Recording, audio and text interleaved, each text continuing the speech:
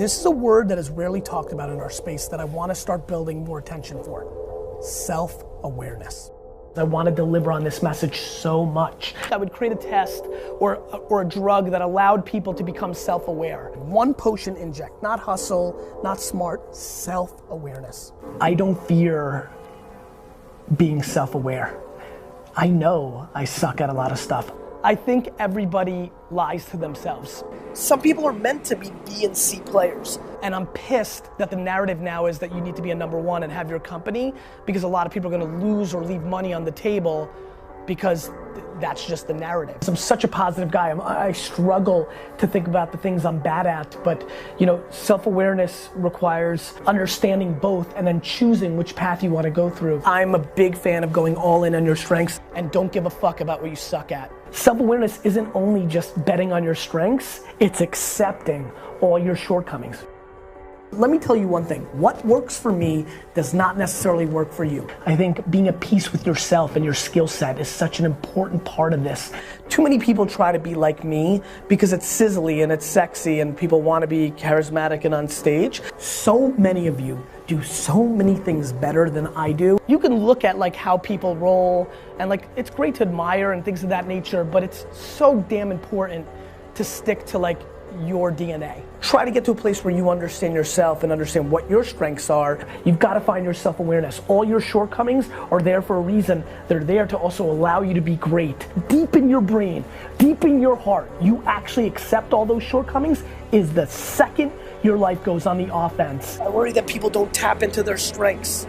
You have to audit who you actually are, because then you're not gonna bullshit yourself. You're gonna storytell yourself, you're gonna motivate yourself, but you're not gonna bullshit yourself. And once you believe that, either for yourself or someone else told you, go directly, all chips, all into that. We've all got something, and you just need to accept what's yours and go in on that. Then you've got a starting point to success. And so self-awareness at its finest is accepting your shortcomings and accentuating your strengths.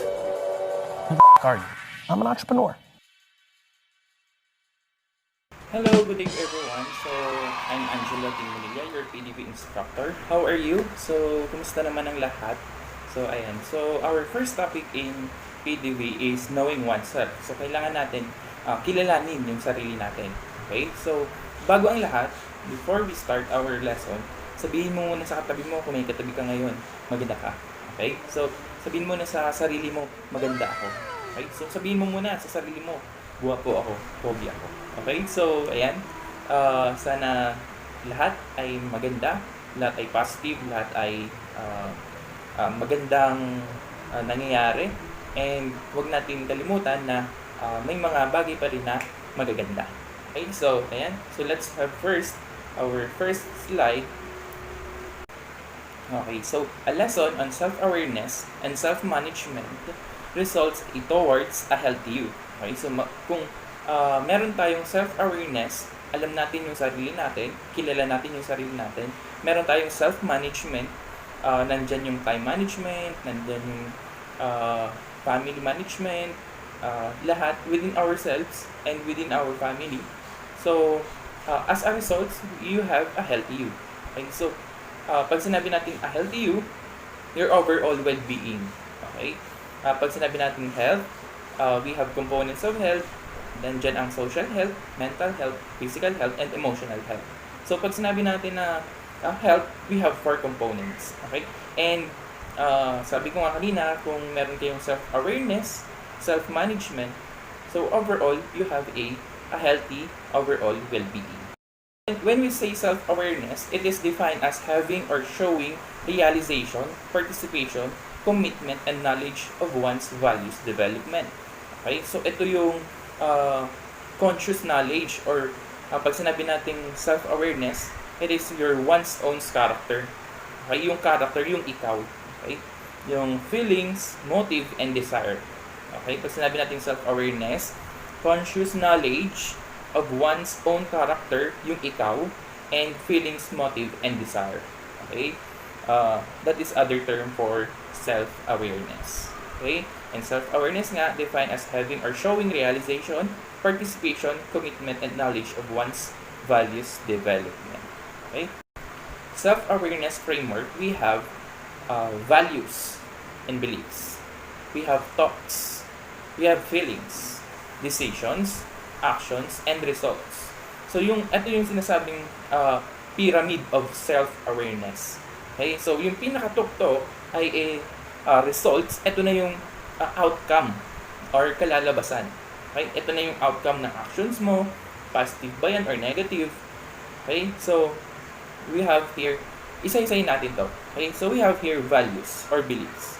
Ito yung mga paniniwala na, for example, na exercise. Okay? Ikaw ay, so yung feeling mo na, ay, hindi ka na nakakapag-exercise. Yung paniniwala mo na, papayat ka ulit, magiging fit ka ulit and healthy. Okay? Ito yung values and beliefs din na when in terms to religions, when in terms to paniniwala sa mga pamahiin, okay? That is our values. That is our beliefs. Okay? So next, we have thoughts. Pag sinabi naman natin na thoughts, ito yung kung ano yung thinking mo, kung ano yung nasa isip mo. Okay? Kung, for example, may isang bagay ka na gustong ma-reach, nagkakaisip ka na, kaya ko ba to? Kakayanin ko ba? Right? So, ano yung magiging step ko? Okay? Magiging plan or game plan kung ano yung mga dapat gawin para makuha yung goal na yun. Okay? So, yun po yung thoughts.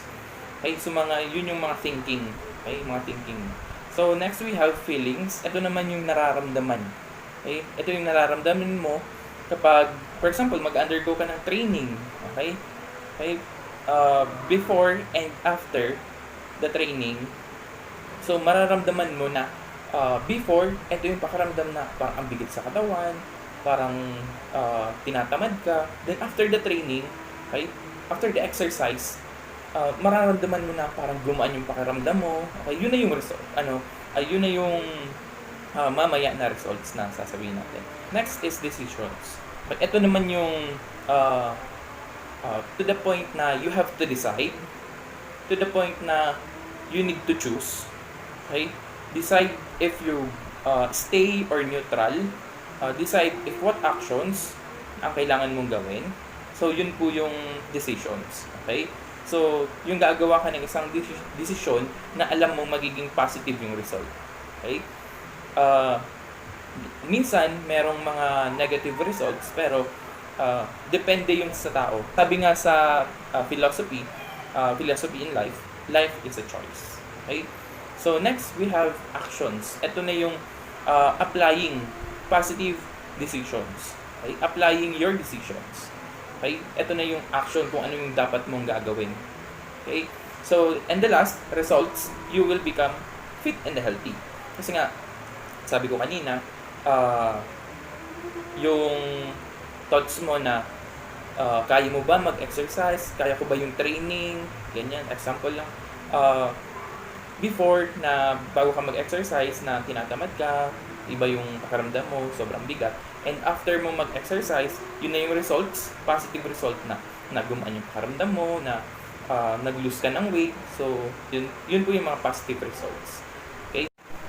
The results that you experience in life, every minute of each and every day, are based totally on your predominant thought process, the pre-established beliefs you hold, as well as the emotions experienced as a result of them, and what you have come to understand and perceive as true. Okay, based on dun sa praise. Okay, so it is a predominant thought process. Sabi ko kanina, ano yung thinking mo sa isang bagay na kakayanin mo ba? Magiging positive results ba? So, kailangan natin mag-take ng risk or mag-sacrifice or pagpaguran ang isang bagay para makuha natin yung positive results. Okay, why self-awareness important? Bakit nga ba napaka-importante ng self-awareness?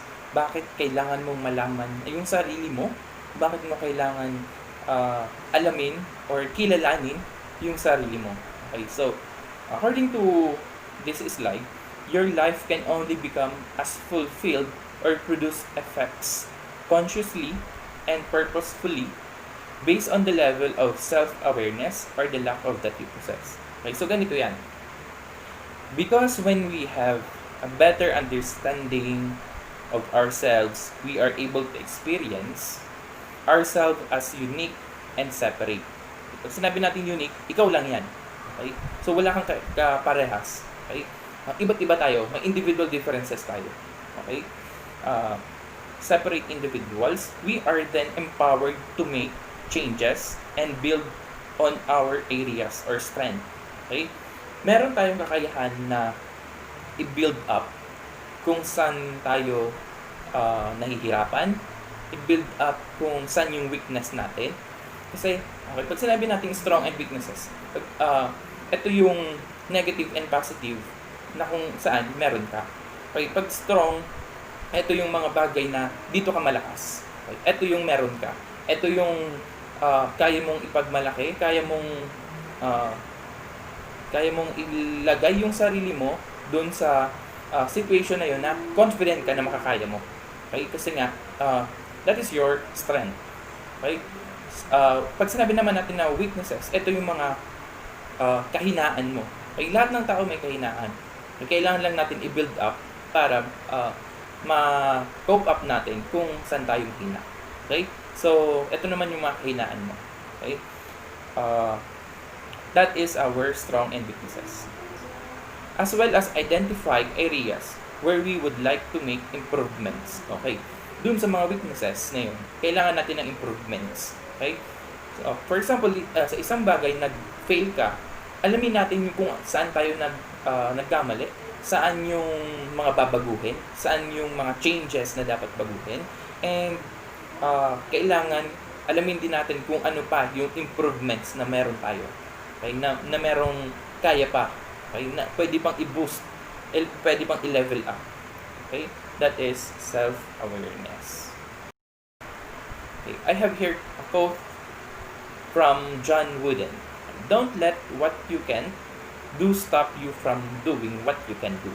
Okay? According to this, wag mong hayaan yung mga negative vibes ay maapektuhan ka.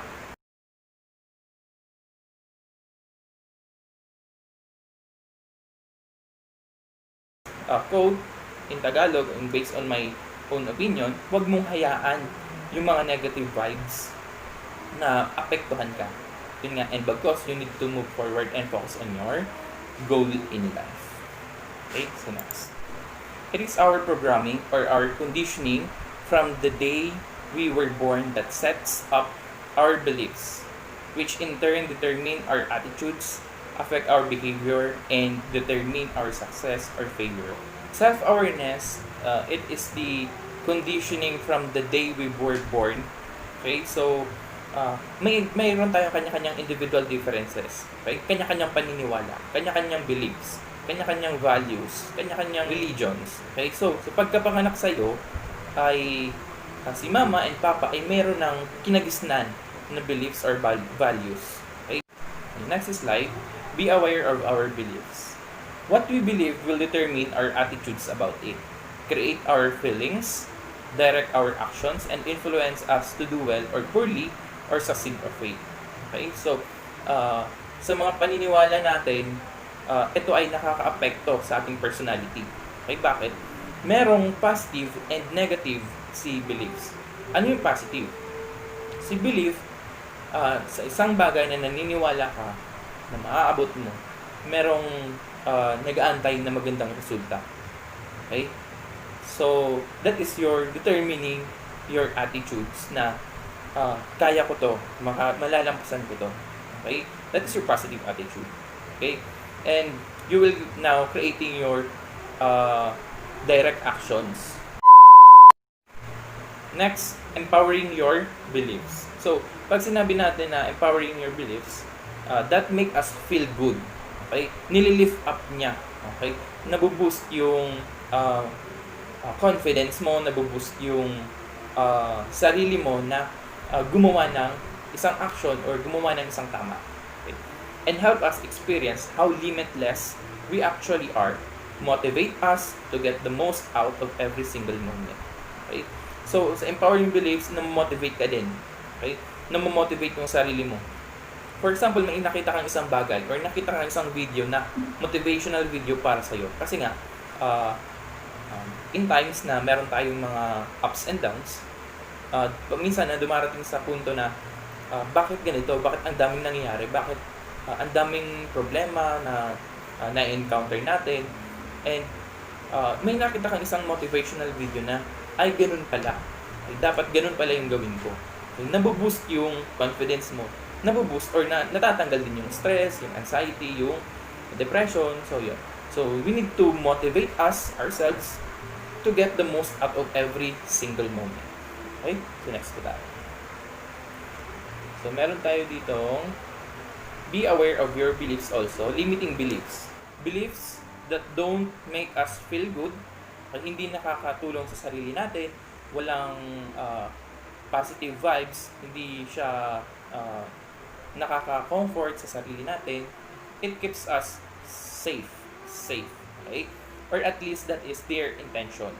Inside a box, ones that serve to stop us from living the most incredible life impossible. If in life possible. Okay, so in other words, limiting beliefs, we need to know sa sarili natin na kung hanggang saan ang limitations ng mga ito, they are those which contains us in some way. We may have beliefs about rights, duties, abilities, and so on. Okay? So, ito yung mga naglilimita sa mga paniniwala natin. Okay? Okay, so I have here 4 quotes. No matter what I do, I will not pass this course. I am going to fail this test and never graduate. If I can't pass this test, I am too dumb to learn math and will flunk out. I'm no good at math, so why should I try? So ito yung sabi ko nga kanina, yung mga naglilimita sa mga paniniwala natin. Okay, sa quote na to, napakasimple. Okay? In other words, winners win and losers lose. Okay? So, ganun po yun. So, kailangan, we need to motivate, we need to try, kasi kung hindi natin susubukan, hindi natin malalaman kung anong magiging outcome niya. Be aware of your attitudes. Okay? Attitude is everything. Kung si attitude, ganyan. Attitude ka na naman, attitude ng ganyan. Okay? So, meron tayong mga positive attitude, meron negative attitude, nandyan yung mga sa mga barkadahan, attitude ka na naman, girl. So, yan. So, your attitudes are this perspective from which you view life. Okay? Yung attitude mo daw ay nagiging perspective. Pag sinabi natin perspective, ito yung magiging outcome mo sa buhay. Okay? So, next, some have good attitudes, some seems to have bad attitude about everything. So, yun nga, sabi ko nga kanina, meron mga tao na bad attitude, good attitude, positive attitude, negative attitude. Okay? So, yan po. Next, good attitudes are created, controlled, or influenced entirely by our beliefs. Okay? So, life is a choice. Okay? Kung pinili mo maging bad attitude, choice mo yon. Okay? Kung pinili mong good attitude, choice mo yon. Pero mali naman na maging bad attitude yung magpipiliin mo kasi nga masama. Okay? Makaka-apekto ka ng ibang tao. So, kailangan positive lang lagi. Happy lang. Good vibes. Okay? So, yan. Next. Be aware of your feelings. Okay? Ito yung mga feelings natin. Meron tayong ecstatic, confident, surprised, confused, happy, hopeful, angry, frustrated, disgusted, lonely, sad, and hysterical. Okay? So, parang mga emoji lang to. Okay? Mga emoji. Kung ano yung mga feelings mo. Okay? Kapag nagsasend ka ng chat sa iyong crush, sa iyong loved ones, merong mga emoji. Okay? Yung emoji yun yung nag-express ng feelings mo. Kasi nga, sa chat lang, hindi naman pwedeng, kapag nag-chat si crush, magtatalon ka, mag-exage ka. Okay? So, yung emoji, yun yung nagsisilbing framework, yun yung nagsisilbing icon, okay? Emoji icon, yun yung nagiging basehan ng receiver kung ano yung nagiging feelings mo. Okay? Our feelings are created, controlled, okay? Determined or influenced by our attitudes. Nakakapag-influensya tayo ng feelings. Okay? Kung for example, good vibes ka, masaya ka, nakakapaghatid ka din ng good vibes sa ibang tao. Okay? So, for example, ikaw ay isang vlogger, ang mga content mo ay puro pagpapatawa, nakakapaghatid ka ng good vibes sa ibang tao. Okay? So next, how we feel about something will always determine or affect what we do and how we will do it. So ito daw, kung ano daw yung mga actions natin, nakaka-apekto sa ibang tao. Okay? So, be aware of your actions and behaviors. Okay? So kailangan aware din tayo sa mga actions na gagawin natin. So kasi kung hindi tayo magiging aware sa actions natin, may mga taong sensitive, may mga taong hindi sanay, or for example, kakakilala mo pa lang sa kanya and hindi mo alam yung ugali niya. Syempre, iba yung kinagisnan niya na dati yung mga tropa niya, ganito, na gagawa niya ng mga bagay na ganito. Pero nung nakilala mo siya, tapos bigla niyang gagawin yung mga bagay na nakagisnan niya, tapos hindi mo naman pala trip yung actions na ginagawa niya. Kailangan maging aware din yung gumagawa ng actions na yon, na kailangan maging aware siya para dun sa mga taong nasa paligid niya. Okay? The step that most directly controls of our success or failure is our behavior. What we do or do not do. Okay? Kung alin daw yung mga gagawin or alin mga yung mga hindi gagawin. How we act, what we do, each moment of each day will determine whether or not we will be successful that moment or that day in everything that we do.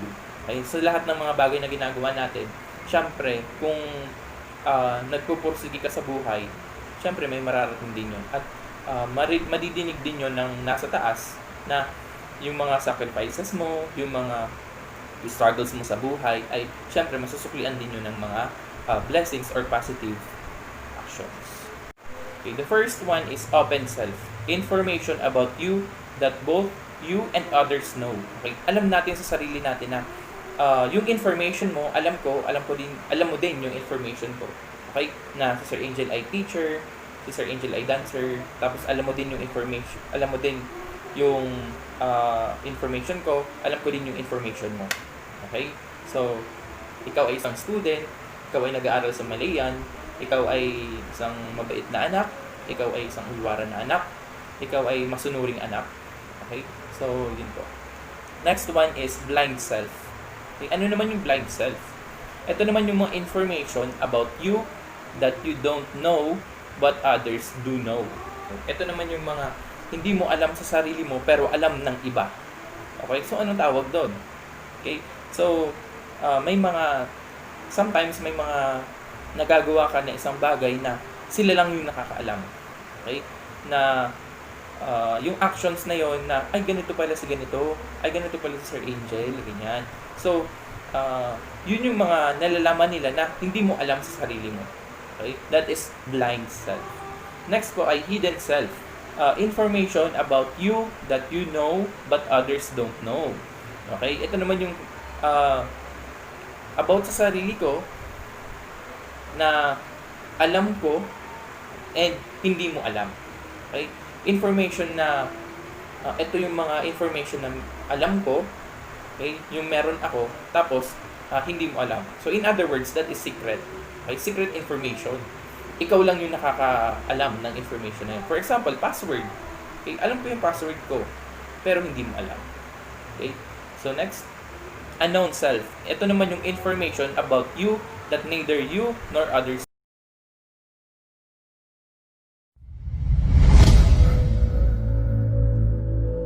I will conquer my opponent. Defeat will not be in my creed. I will believe where others have doubted. I will always uphold the prestige, honor, and respect of my team. I have trained my mind and my body will follow. Who am I? I'm a champion. I will acknowledge the fact that my opponent does not expect me to win, but I will never surrender. Weakness will not be in my heart. I will arrive at the cutting edge of battle and win by any means at my disposal. I accept the fact that my team expects me to move faster and fight harder than our opponent. Never shall I fail my teammates. I will always keep myself mentally alert, physically strong, and morally straight. And I will shoulder more than my share of the task, whatever it may be, 100%. Who am I? I'm a champion. Gallantly Undoubtedly will I show the world that I am a specially selected and well-trained warrior. My heart and my soul will be the fuel to carry my body when my limbs are too weary. I will never falter. I will never lose focus. As long as there is hope in my mind and my heart still beats, I will never give in to the evil that is weakness, and I will fight that evil with my dying breath. Who am I? I'm a champion! Energetically will I meet my opponent. They will not challenge me. They will not stop me from my goal. I shall defeat them on the field of battle, for I am better trained and will fight with all of my might. Defeat, retreat are not a champion's words. I will never leave anything but the very best on the field with my teammates. And under no circumstances will I ever surrender. Who am I? I'm a champion! Readily will I display the discipline and strength required to fight forward to my objective and complete that objective. I will rise when I have fallen. I will rip the heart from my opponent and leave it beating on the ground because he cannot stop me. Who am I? I'm a champion! My opponent may not fear me, but he will respect me. And if he does not, I will make him respect me with all that I have to give.